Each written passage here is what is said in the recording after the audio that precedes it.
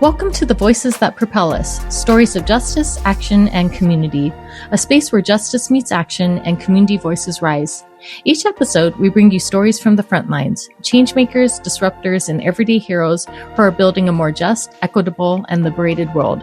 This is more than a podcast. It's a call to listen, learn, and move together.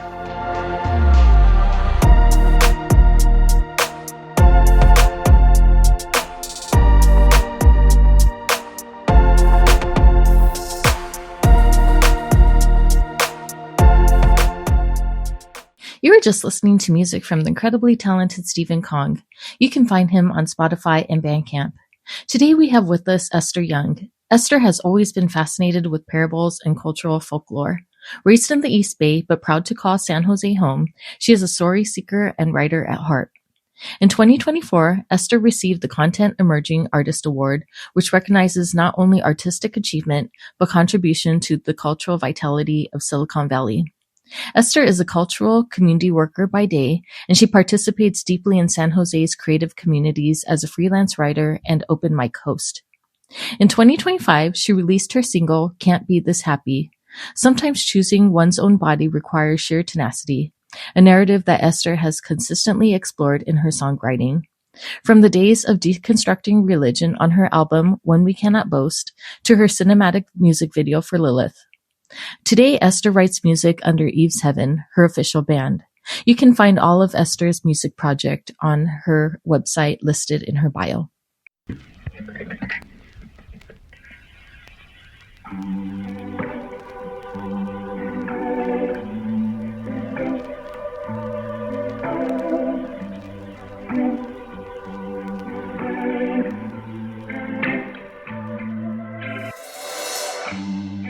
Don't know why you come along with me. I'm not doing that well at anything. Guess I'm cute when I'm dressed to sing. Guess I'm better than I was before.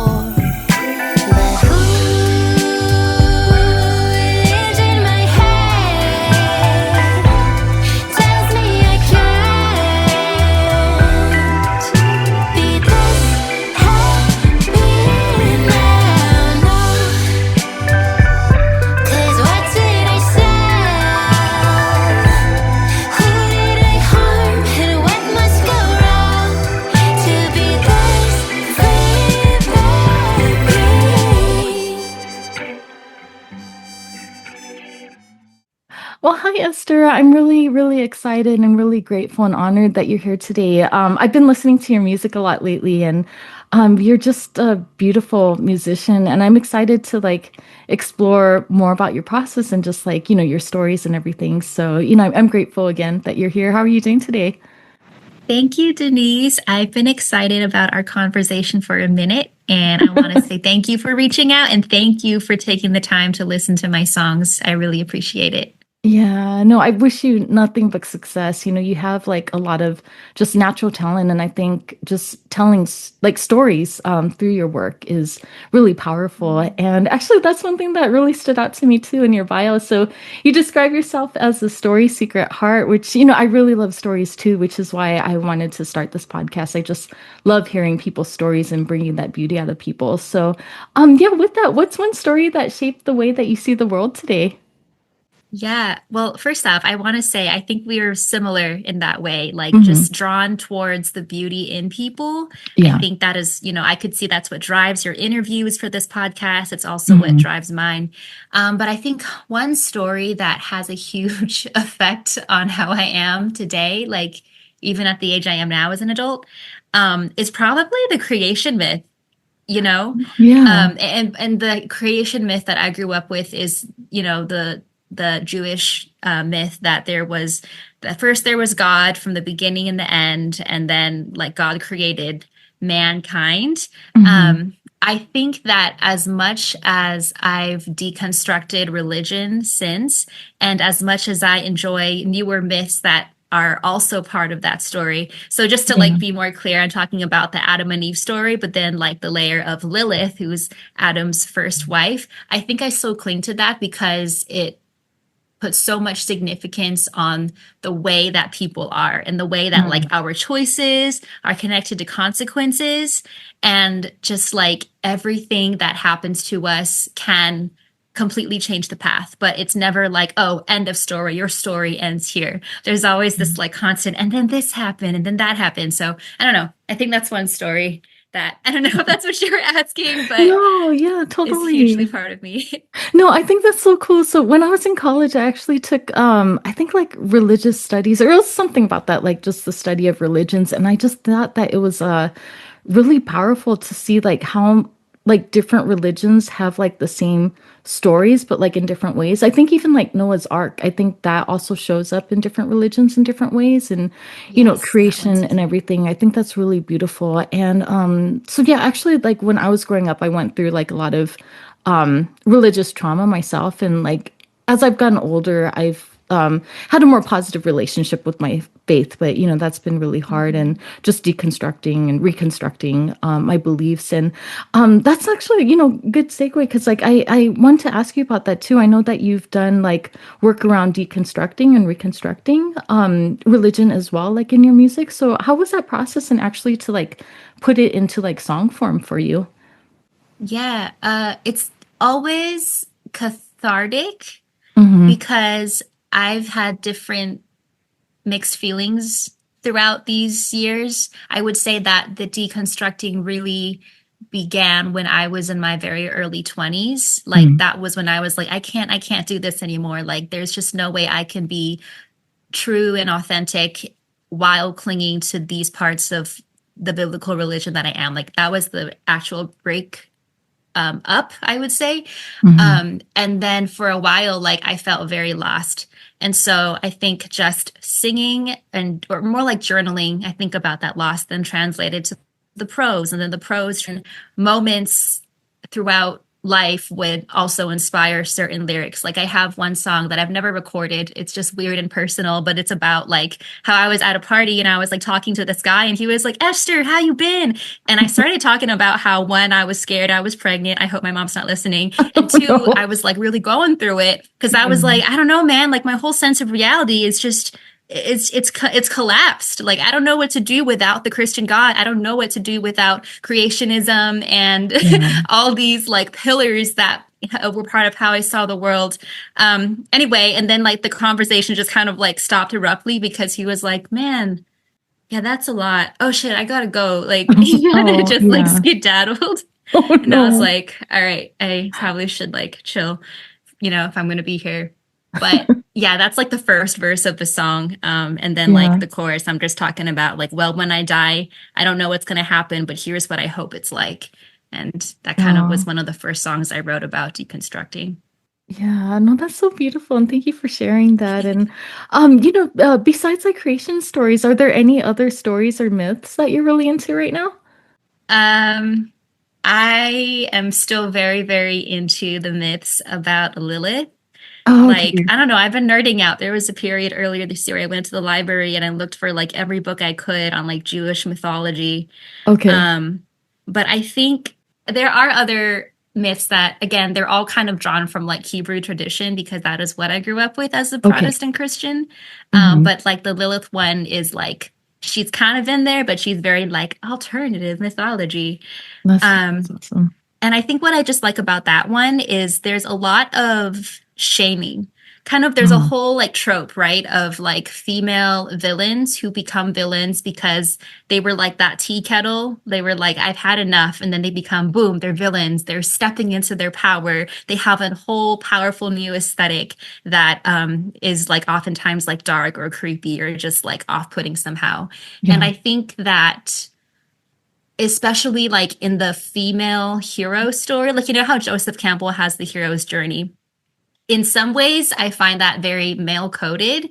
It's still relatable, but I think like in the female journey, there's more layers of taking off your like oppressed um like taking off layers of what has been put on you and like unlearning and kind of Yeah. finding your own power in that sense that I think is uniquely like more of like femme coded. Hmm. So yeah, that's a very broad answer, not one Yeah. specific story, but that's been on my mind a lot these days. Yeah, no, that's really cool to hear. And yeah, I'd love to just, listen more like deeply because that's what I think what I really love about your songs and your music is there's so many layers to it. So like what's that process for you to like take your observation and actually like put it to paper and, actually like have it in some because I think songs are so concise. You only have like, so many minutes to tell the story. So yeah, I'd love to hear about that, how you take your observations and put it into your writing. Yeah, thank you for asking.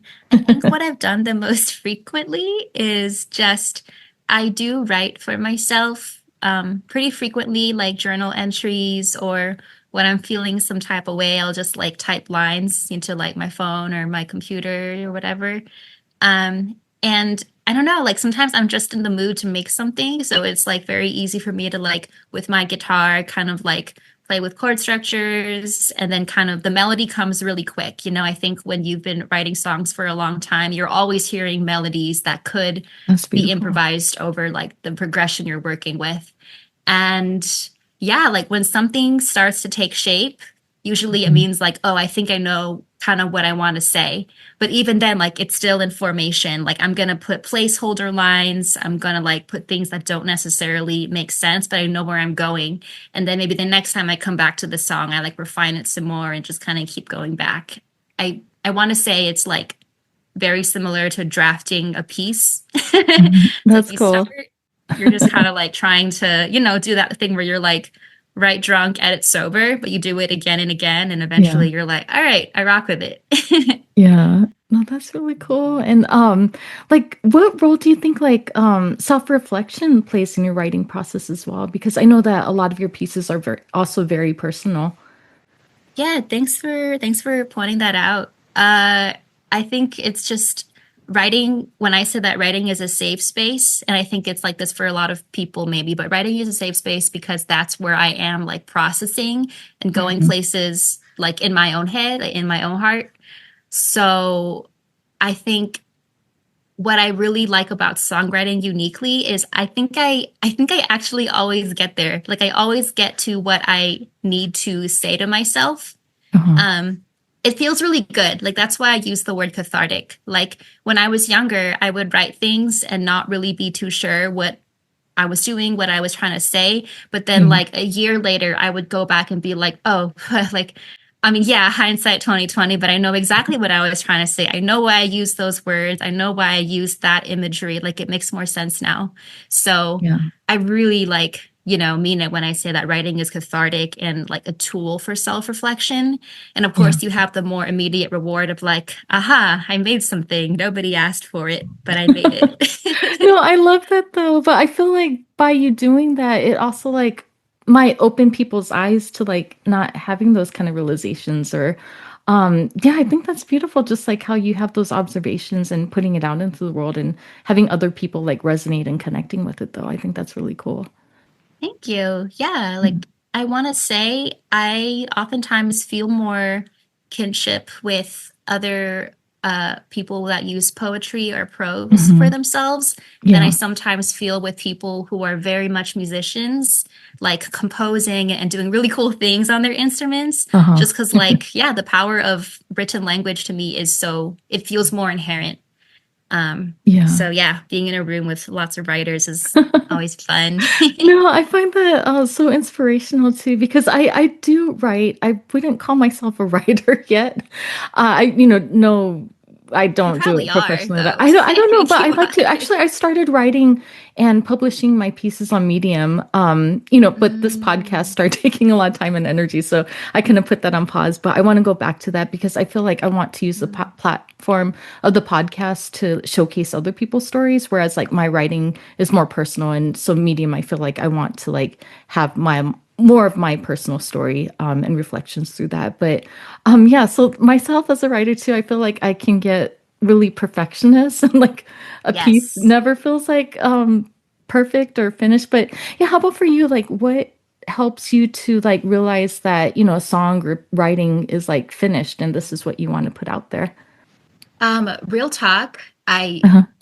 I don't. I think just like you said, Yeah. being perfectionist about something, or even just as a writer, that there are multiple different ways to say the thing and get to the Yeah. next point.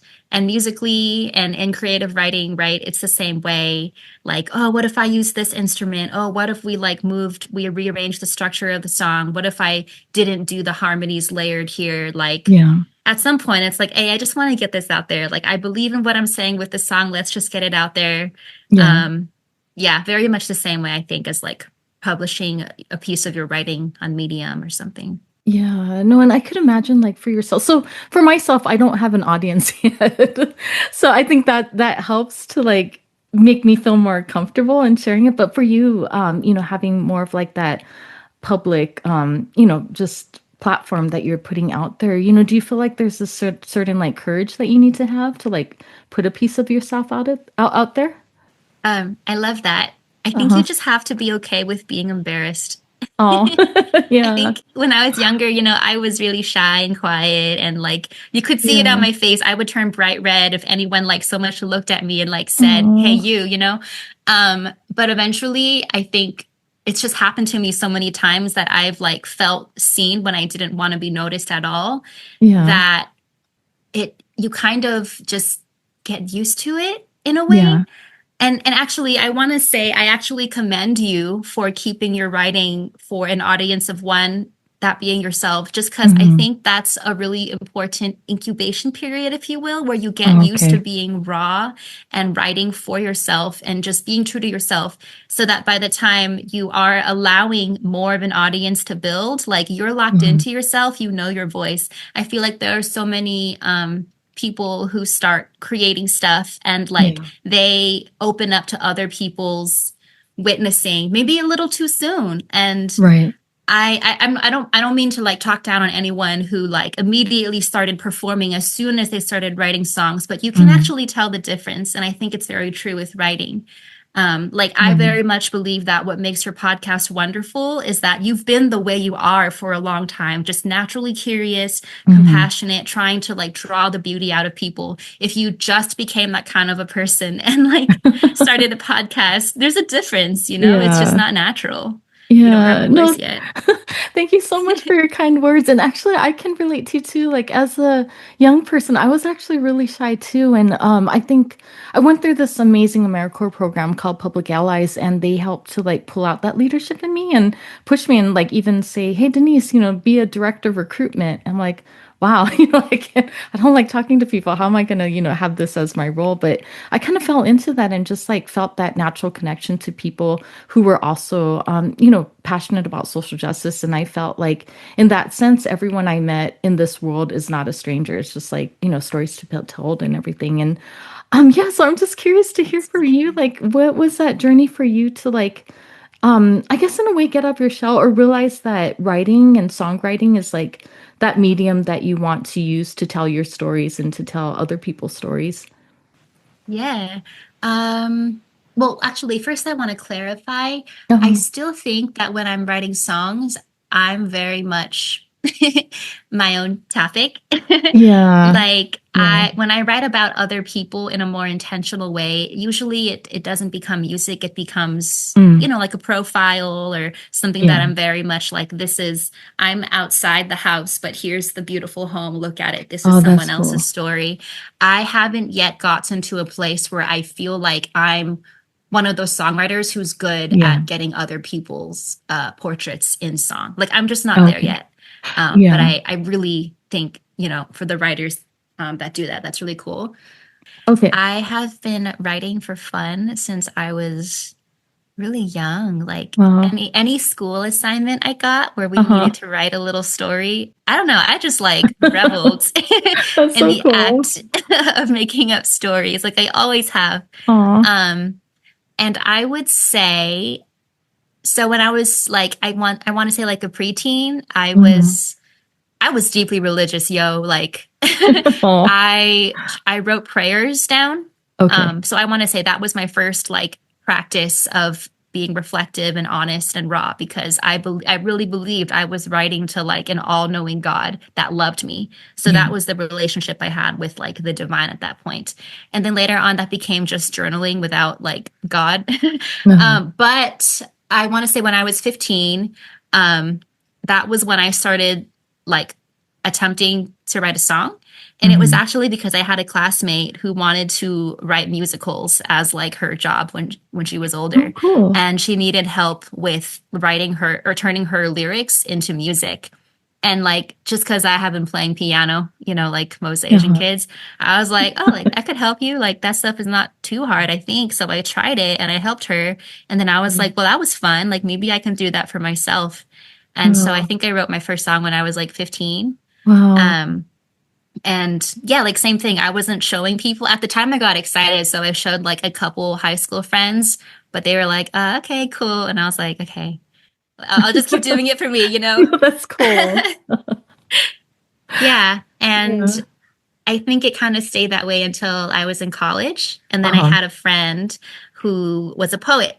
Okay. Like that was what she really truly loved and was good at. And she took me to my very first open mic. And it was actually a storytelling open mic hosted by Mike McGee Okay. at a now defunct art studio in San Jose, facing like the cemetery.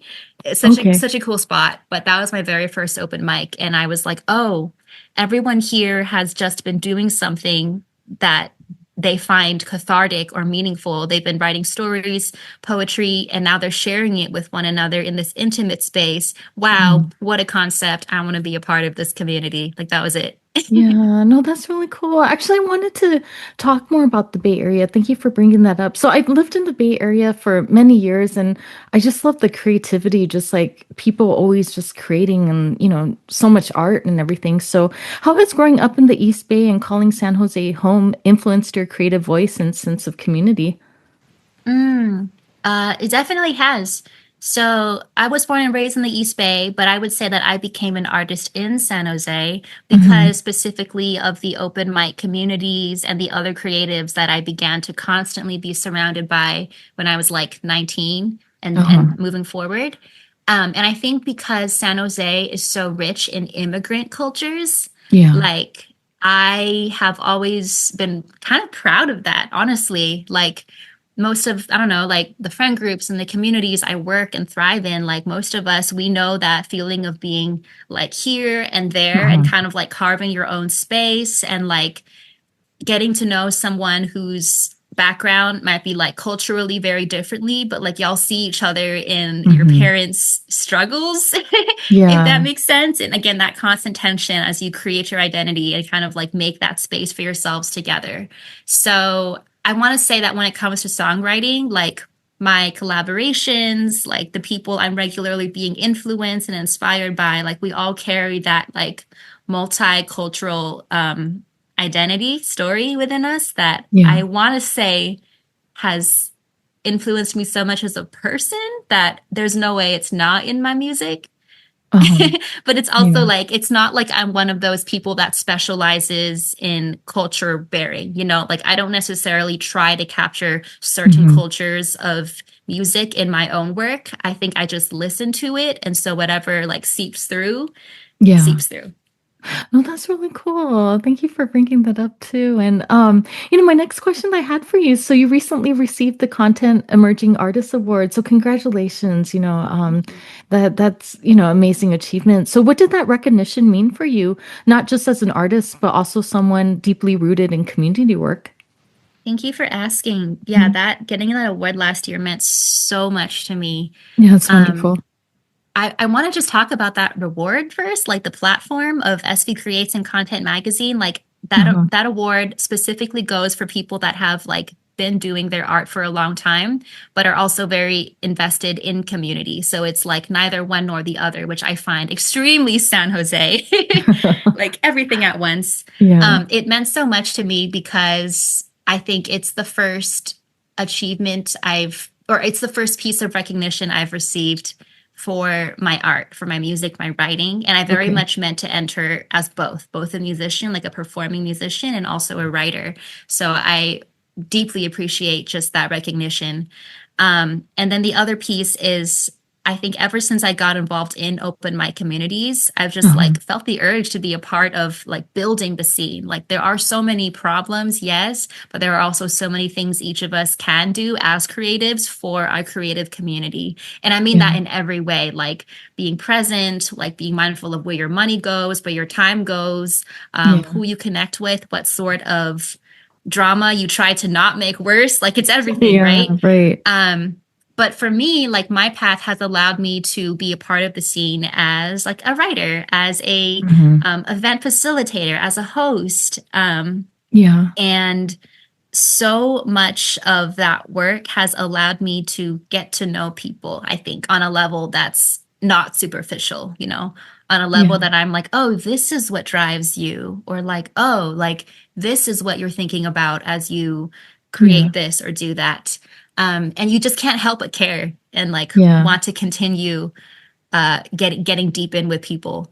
So yeah, I think because of that, I've gotten involved in a lot of community work and yeah, being recognized for that was like I was like, Yeah. wow, this is dope. Like I know that I'm just one of many people doing that in the scene, but it feels good still. And I was so happy Yeah.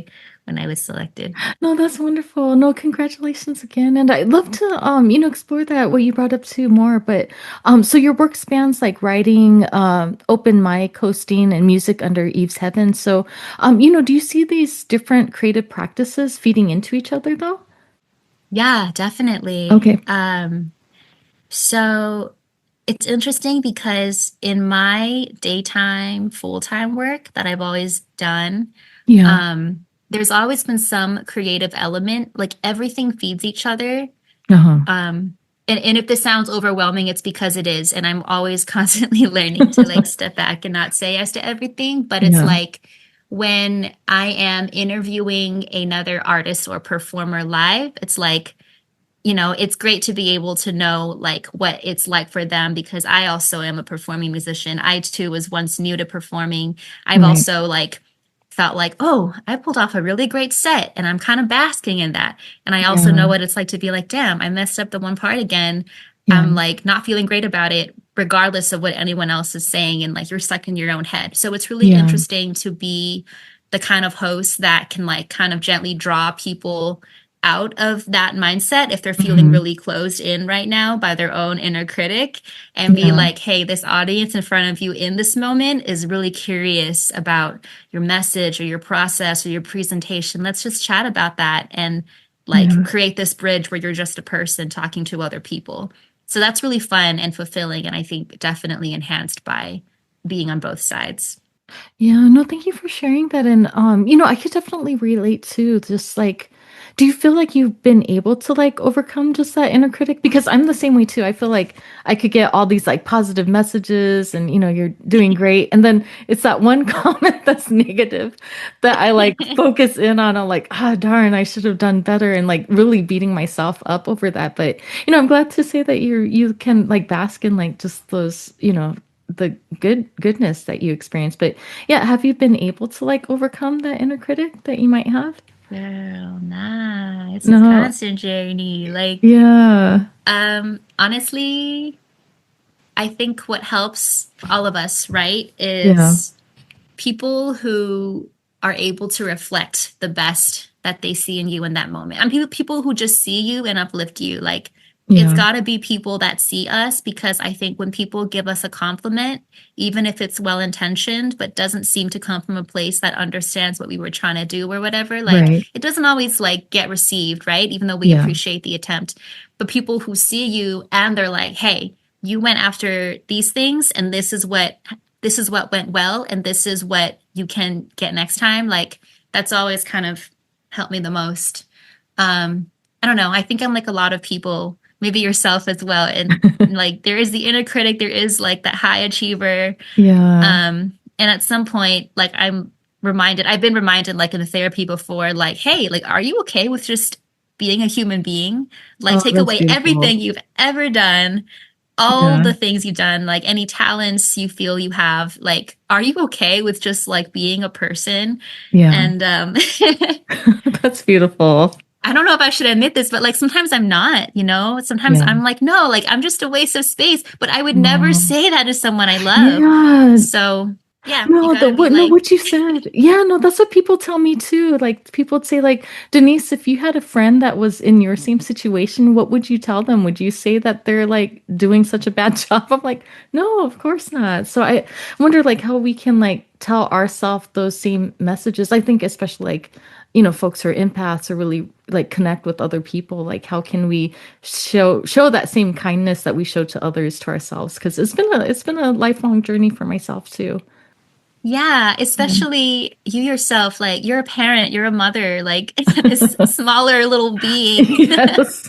you know, walking around outside of your body, but like so deeply connected and like watching you. Like I'm Yeah. sure the challenge is ongoing and very much present.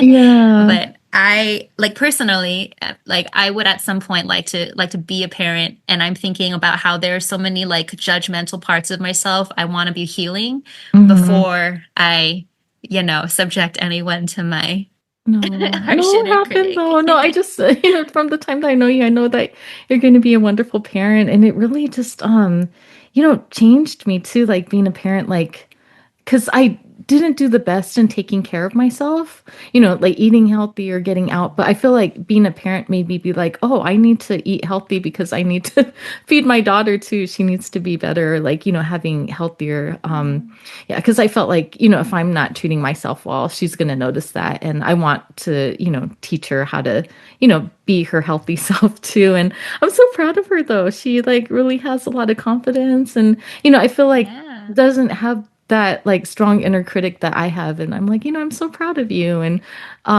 yeah, even like she got into honor band recently and I asked her, are you proud of Nice. herself? And she's like, yes, I'm really proud of myself. I'm like, yeah, go girl. Oh yeah. You got that, Yes. Mika. But yeah, I think for me when something like I accomplish something, I'll like downplay it and like, oh, it's not a big deal. But I want to teach her differently because I know it's like not healthy for me. It felt like I was constantly tearing myself apart, which did not make me feel good though, too. Yeah. I And love that awareness. And it sounds like you are doing what you set out to do, like modeling for her, like a healthier relationship with self, being able to be like, hell yeah, yeah, I'm proud of myself. I Like, thank know. you, mom, for helping me get there. But also, I put my foot in and I'm Yeah. it. Yeah. No, but thank you so much for your kind words too. And yeah, I'm so excited when that life transition will happen. I'm happy to, talk with you offline just about, it's not always flowers, but it's parenting has been so beautiful though and brought so much into my life and taught me a lot about myself as well. Yeah. So, Oh, yeah. yeah. No, what I want to Oh, talk with you sure. next. So something that I've been thinking a lot about lately is liberation and just people being free to like live the lives that they want and that they deserve. So, what does liberation look like for you? Whether this be like artistically, spiritually, or personally? Mm-hmm. Um, One, I love that word liberation, Mm-hmm. like being free of any oppressive layer, right? And that Yeah. can be internal work as well. But my mind kind of goes straight to generational liberation. Yeah. Actually, I Yeah. think about how those of us who come from immigrant families and lineage, and I know that offline, you know, you and I had an early conversation about the trauma Mm-hmm. your family went through Yeah. in the Japanese internment camps.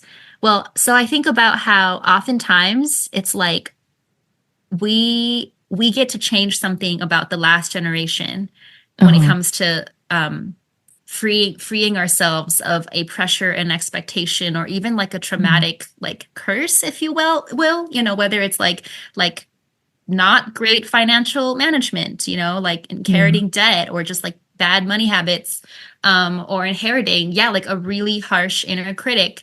I have gotten to appreciate my mom so much more when I Mm. realized how much work she did to be a kinder person than her mom. And I love Yeah. my grandma too, but I have to be so honest. Like my mom had it so hard as Yeah. the eldest daughter of three.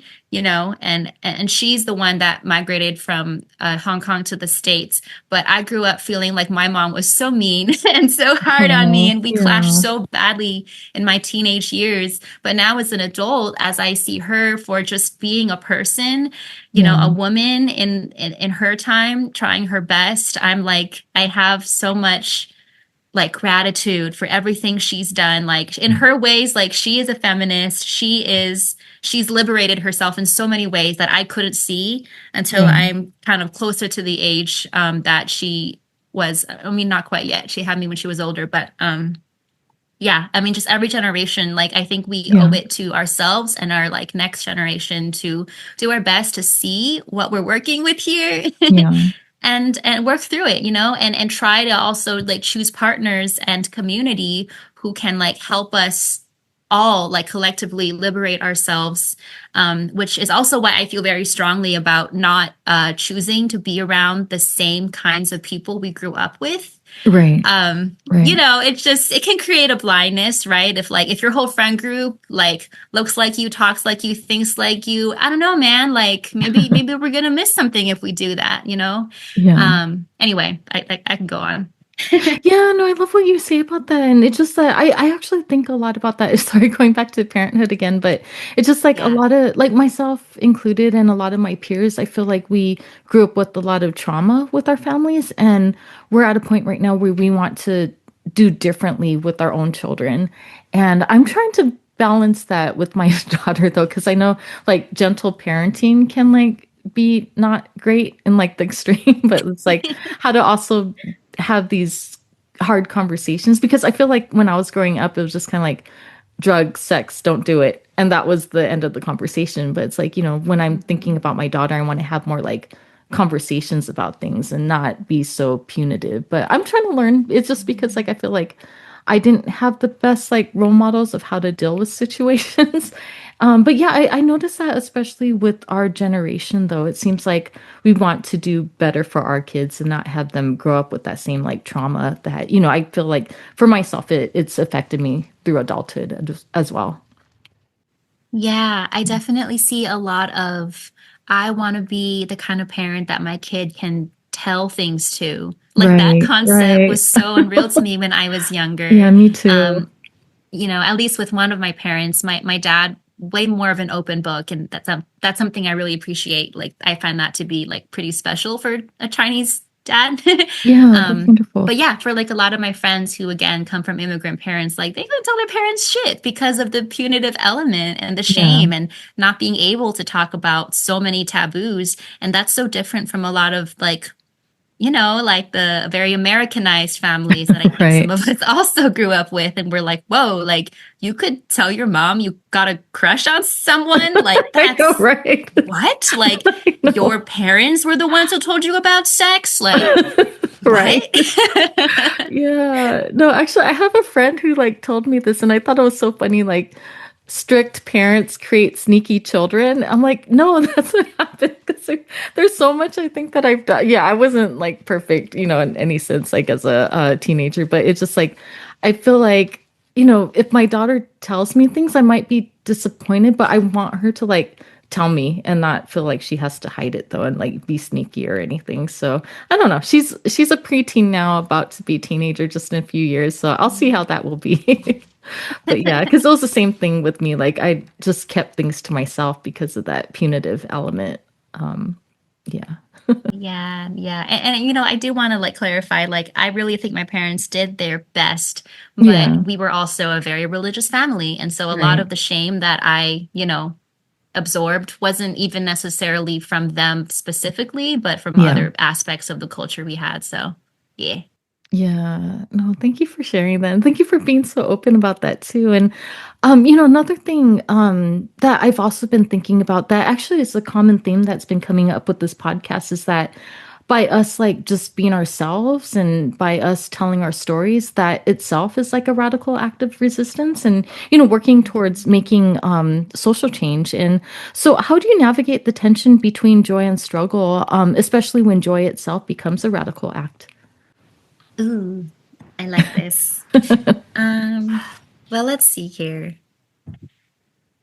I Okay, I think I want to focus specifically again on like immigrant joy, Yeah, I love to hear the that. way that I know it, Right. because I have been around the culture that is very like, what is it, toxic positive bypassing or spiritual I bypassing. haven't heard of that. Can you explain more about that? I haven't heard that term before. Yeah. There's like a certain way of thinking that kind of rose up that I noticed where it's just um, oh, it's like, sorry, let me see if I can explain it. It's been a Yeah, while.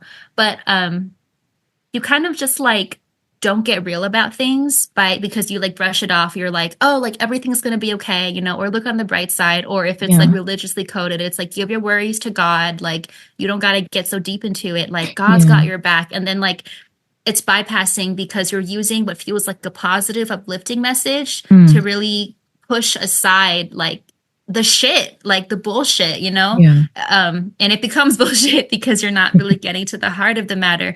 I think joy as like a reclaimed defiant act is when you yeah. talk about what's ugly and messed up. Like, I I'm love so that. sorry this happened to you. I can't imagine the depth of the pain, but look at where you are now. Like, you've come so far. um you still have like dark days maybe where like mentally like Hmm. you weren't given a good hand, you know, but like I Yeah, see the way you got up today, you took care of that, you took care of me. Like I'm so proud of you right now. Like that's the kind yeah, of joy that I feel like is like when I talk about celebrating and joy as a defiant act, that's what comes to mind. Is like you can't really just be like, oh, whatever, you like be happy, it's fine, yeah, like count your blessings. Like, no, for some people, they've been through hell and back. And yeah, I don't have like the capacity to empathize because that didn't happen to me. You know, but like I'm so proud of the people they yeah, are. Like they're not cruel, they're not twisted, they're still sensitive and able to hold other people's pain. Like there are some really amazing people in our community. yeah, Um, like faces that come to mind when I think of those who've gone through so much but are still able to show up and just be kind. Like yeah. that takes so much strength. Yeah, no, that's beautiful. Thank you for sharing that. Yeah, I feel like I could have a whole conversation just around that too, but just, I think that's why I like want to be honest with my struggles too and just like, yeah, I think just not sugarcoating things. And something that I've learned, even like guests on this podcast have said that too, like you don't know by you sharing your stories, your struggles that might, make other people more comfortable in sharing their own struggles. Because yeah, I struggle a lot with my mental health, and I've been pretty open about that too. And what I've noticed, like the more I talk about my struggles with mental health, more people like start opening up about it too. I think especially with Asian Americans, we have the model minority myth. Like everything's great for us, but I know that mental health is a really big struggle with the Asian American community too. Yeah. Yeah. Absolutely. And I commend you too, like for your choice to be open and to create Hmm. a space that where people can be honest and then choose joy as a defiance against the dark struggles. Yeah. Um, yeah, it's always like really interesting to me whenever I find out like anyone's parent is going to therapy. Oh, I know parents. Yeah. No, but I'm glad that at least within my own circles, it feels like my friends, peers were seeking more mental health services and have a therapist. But yeah, even because I was, I won't get too much into it, but I was kind of forced into the mental health system, which, was good because Mm. I've gotten the services that I need because of it. But my parents would still say, "Oh, are you still talking to that woman? Why are you putting our family business out there?" But yeah, I feel Oh, like just this yeah. negative stigma that people have about mental health. But it's like, but you really need that. I'm also happy. It makes my heart happy when I hear that older people are also, in therapy stuff and stuff too, because I feel like it's not as common as it is for like the younger generations to seek mental health services. Yeah. Yeah, it's really something again, like generational, you know, the tidal wave changing it, like every Hmm. person choosing a choice for themselves and then being Yeah. able to share that story of like ongoing healing. But Yeah. yeah, yeah. Yeah. No, I love that. So, what responsibilities do you feel that artists and storytellers carry in movements for empowerment and community healing? I think I really think that artists have to be honest with ourselves. I have so much respect for people who are figuring things out for themselves and like processing that through their music Yeah. instead of just doing more of what's already been done, Right. you know? Yeah, Hmm. like very similar to the whole like spiritual bypassing or just repeating like the same message, like, oh, like be yourself. Like, okay, right. Do you know yourself? Like, show You're me you know right. yourself.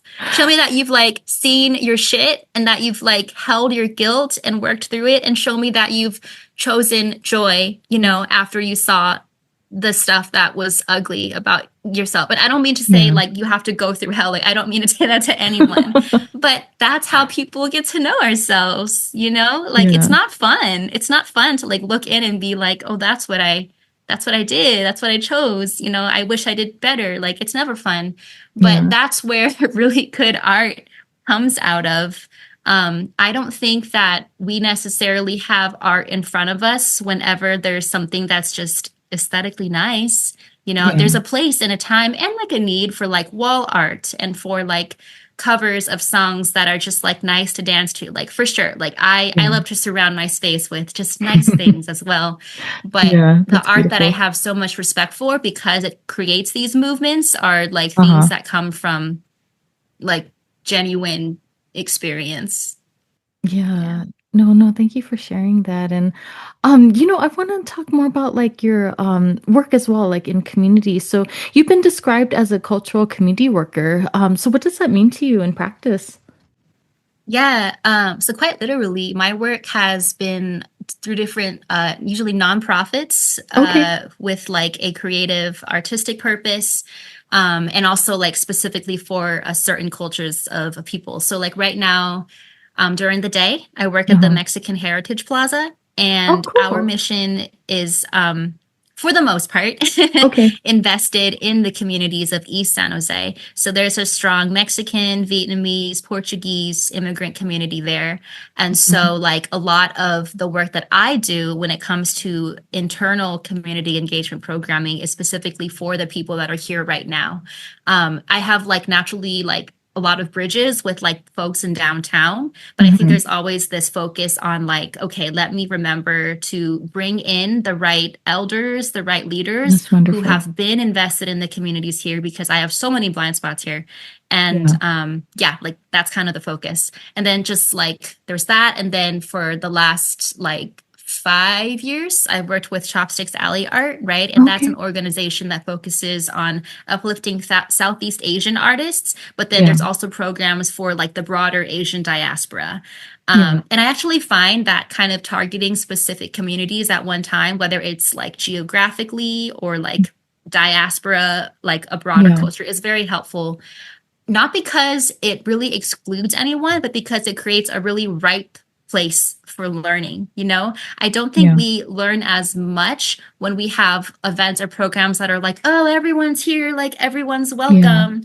Like, I think that can sometimes err on the side of, again, like positive Right. bypassing, because we all got different problems and Yeah. different violent parts of history where just because we can coexist in one room doesn't mean that we're actually talking to each other, right? Like Yeah. even here in San Jose, like some people who've grown up here are like, man, like San Jose feels so like segregated, like Yeah. the Asians stay with the Asians, like, and it's like, yeah, I could see how you can, you know, say that because that can happen. You know, people can stick to our own just naturally. So it's ironic, but I think the more work that we do with targeted communities, the better we get at like bringing people together. Because I Yeah. think, again, like know yourself, know your history, Yeah. and now you can have a real conversation with someone else. Something that just came up to me was so I recently moderated an artist panel, and Okay. I think a bunch of about 5 artists had been selected to create digital artwork that is supposed to go up on the billboards in San Jose in 2026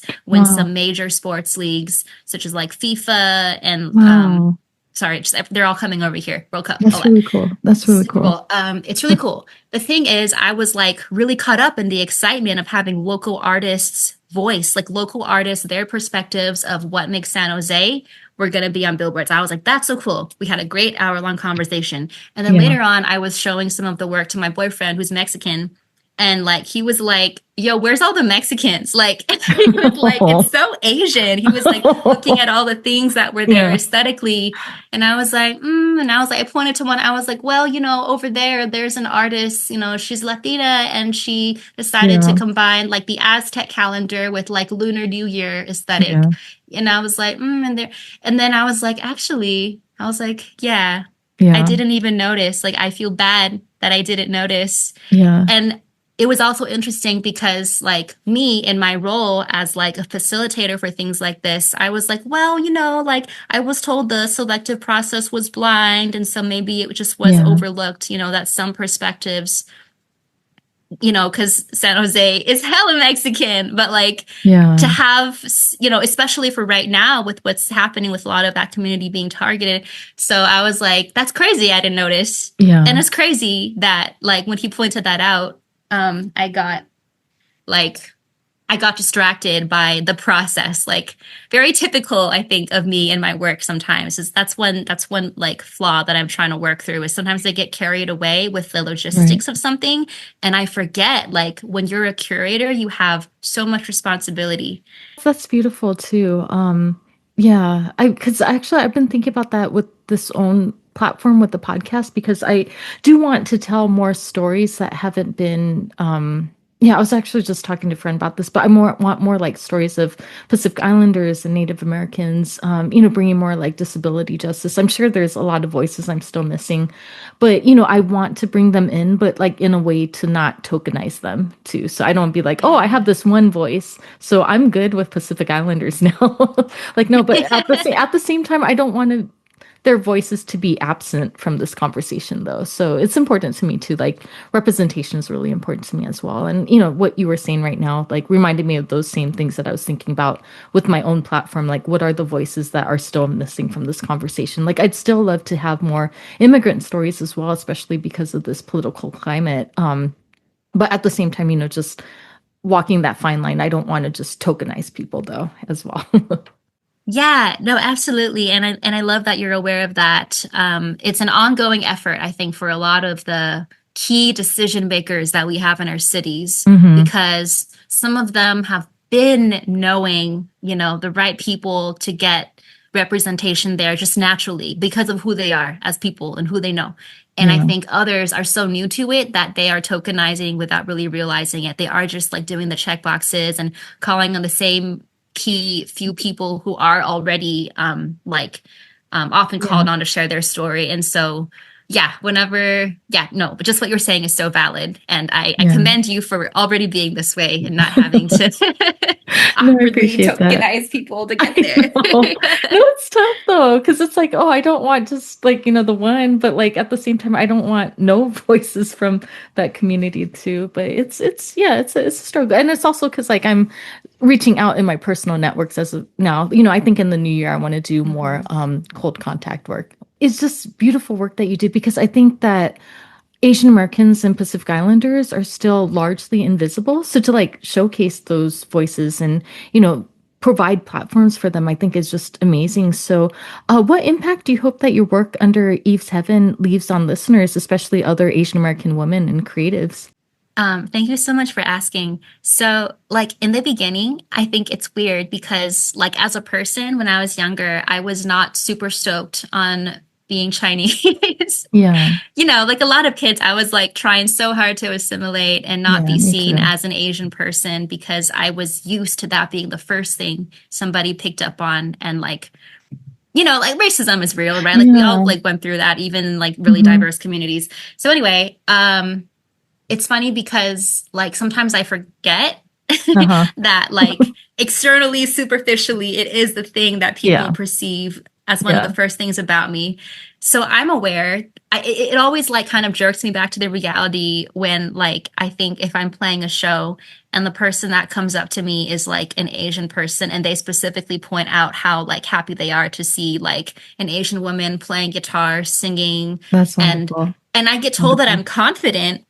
Like I'm like, that's crazy. I don't feel like a confident person, but you know what? I can see how that came across because I am taking my steps to get there. Uh-huh. And I have so many people to credit along the way who were like helping me, right? Like we all help each other like find that like inner strength to be honest. I think that's what confidence is. It's just like Yeah. you can be honest, period. And Yeah. it takes a lot of people who again see us, affirm us. But I feel good, you know, that just by being me, like doing the things I do, Yeah. other people are like, oh yeah. And eventually, you know, it's not going to be unusual at all for like multi-instrumentalists who are women, who are Asian women. Yeah. It's not going to be unusual for more like Asian front women of their I own love that. bands. Like we're Yeah. going to get there. But for now, I am reminded that like, oh yeah, I'm an Asian woman. Yeah, no, That's I how really people love see me. that.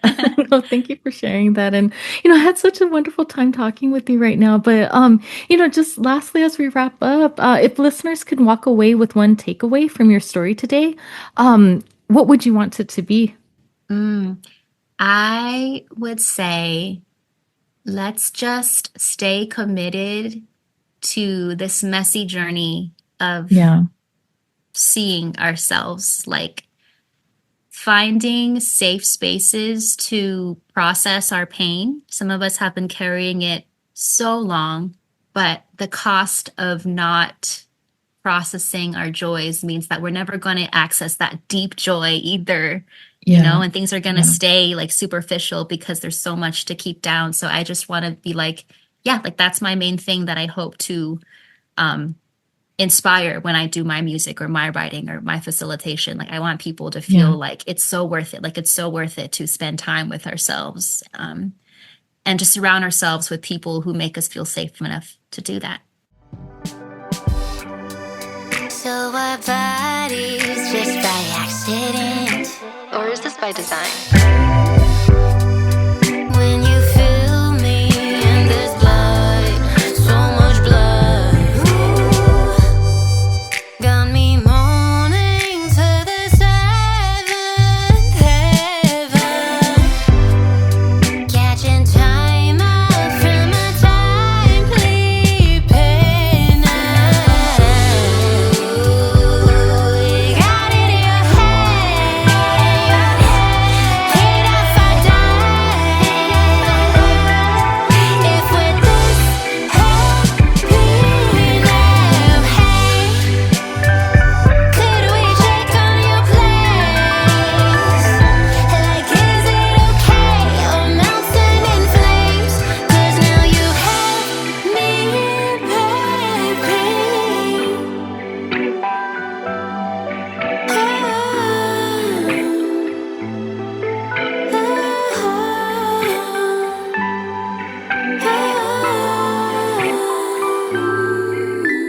Where is the accident, costly mistake? Parts from the wreckage to swoop in and save. Can it be this good or is it this easy? Whatever we did, I think that you saved me.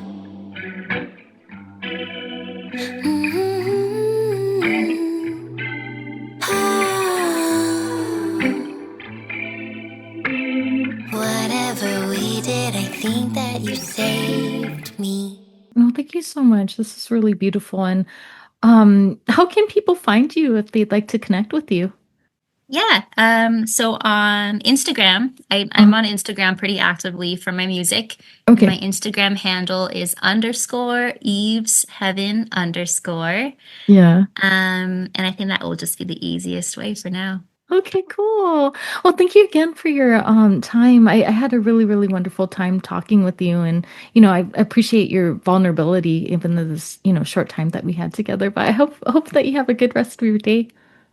Thank you, Denise. And I hope you have a good rest of your day as well. Okay, thank you. Talk to you again soon. Yeah. Bye. Bye.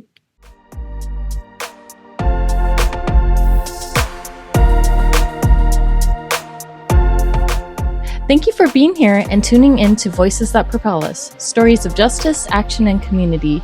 Your presence in this movement matters. If today's conversation moved you, share it, talk about it, and keep the work going. Together, we're not just imagining change, we're making it. Until next time, stay bold, stay grounded, and stay in the fight.